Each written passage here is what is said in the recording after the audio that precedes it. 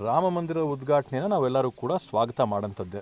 ಇವತ್ತು ರಾಮ ಮಂದಿರ ಇರ್ತಕ್ಕಂಥದ್ದು ಒಂದು ಧರ್ಮಕ್ಕೆ ಅಥವಾ ಜಾತಿಗೆ ಅಥವಾ ಒಂದು ಹಿಂದುತ್ವಕ್ಕೆ ಸೇರಿದಂಥದ್ದು, ಹಿಂದೂಯಿಸಮಿಗೆ ಸೇರಿದಂಥದ್ದು. ಇದರಲ್ಲಿ ರಾಜಕಾರಣಕ್ಕೆ ಯಾವುದೇ ಒಂದು ಜಾಗ ಇಲ್ಲ. ರಾಜಕಾರಣಿಗಳು ನಾವೆಲ್ಲ ಕೆಲಸ ಮಾಡೋಂಥದ್ದು ಸಂವಿಧಾನದ ಅಡಿಯಲ್ಲಿ. ಹಿಂದೂ ಆಗಿರ್ಬೋದು, ನಾನು ಆ ಹಿಂದುತ್ವನ ನಾನು ಆಚರಣೆ ಅಥವಾ ನನ್ನ ಹಿಂದುತ್ವನ ನಾನು ಆಚರಣೆ ಮಾಡ್ಕೊಳ್ಳೋಂಥದ್ದು ನನ್ನ ಮನೆಯಲ್ಲಾಗಿರ್ಬೋದು, ನನ್ನ ದೇವಸ್ಥಾನದಲ್ಲಾಗಿರ್ಬೋದು.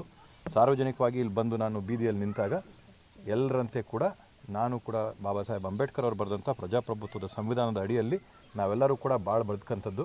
ಅದರಿಂದ ಧರ್ಮದ ಪಾಡಿಗೆ ಧರ್ಮ ಒಂದು ಕಡೆ ಇರ್ತದೆ, ಸಂವಿಧಾನದ ಪಾಡಿಗೆ ಸಂವಿಧಾನದ ಕಡೆ ಇರ್ತದೆ. ಸಾರ್ವಜನಿಕರ ಮಧ್ಯೆ ಇರಬೇಕಾದಾಗ ಹಿಂದೂ, ಮುಸಲ್ಮಾನ, ಕ್ರೈಸ್ತ, ಸಿಖ, ಇಸಾಯಿ ಇವರೆಲ್ಲರನ್ನೂ ಕೂಡ ನಾವು ಬಿಟ್ಟು ನಾವೆಲ್ಲರೂ ಕೂಡ ಭಾರತೀಯರಂತ ನಾವು ಭಾವಿಸಿದ್ದೀನಿ. ಮನೆಯಲ್ಲಿ ನಾನು ಹಿಂದುತ್ವನ ರಾಮನ್ನ ಪೂಜೆ ಮಾಡ್ತೀನೋ, ಕೃಷ್ಣನ ಪೂಜೆ ಮಾಡ್ತೀನೋ, ಈಶ್ವರನ ಮಾಡ್ತೀನೋ, ಅದು ನನಗೆ ಬಿಟ್ಟಿದ್ದು, ಅದು ಅವ್ರಿಗೆ ಬಿಟ್ಟಂಥದ್ದು ಅವ್ರ ಧರ್ಮ. ಸರ್, ಇನ್ನೂ ಕಳೆದ 5-6 ತಿಂಗಳಾದರೂ ಮುಗಿಯಲ್ಲ ಕಾಮಗಾರಿ ಅನ್ನೋ ಒಂದು ಮಾತುಕತೆ ಬರ್ತದೆ. ಆದರೆ 26ಕ್ಕೆ ಉದ್ಘಾಟನೆ ಮಾಡ್ತಾ ಇದ್ದಾರೆ.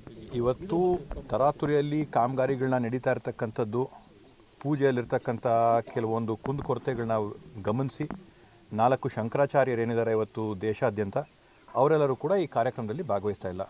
ಅದರಿಂದ ಅವರ ಒಂದು ಹೇಳಿಕೆಗಳನ್ನ ನಾವು ನೋಡಿ ಗಮನಿಸಿದ್ರೆ ಯಾವ ರೀತಿಯಲ್ಲಿ ಯಾವೊಂದು ಪದ್ಧತಿಗಳನ್ನ ಅಳವಡಿಸ್ಕೊಂಡು ಈ ಒಂದು ಪೂಜೆ ಪ್ರಕ್ರಿಯೆಗಳನ್ನ ಮಾಡಬೇಕಿತ್ತೋ ಅದರ ಲೋಪ ಇದ್ದು ಮಾಡ್ತಾ ಇದ್ದಂಗೆ ಕಾಣ್ತಾ ಇದ್ದೆ.